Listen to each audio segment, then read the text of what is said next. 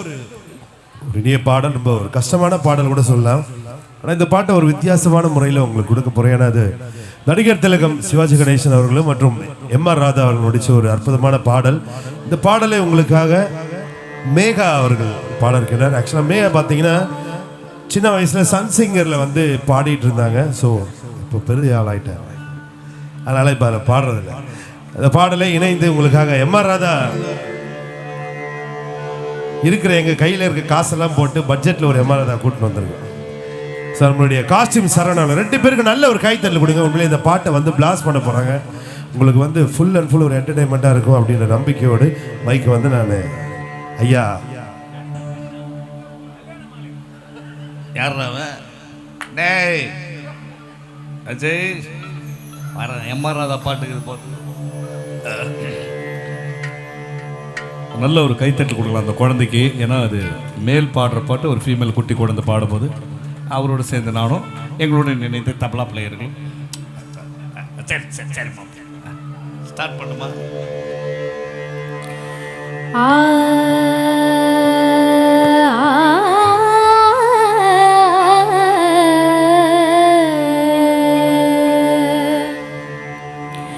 நீயே உனக்கு என்றும் நிகரானவன்,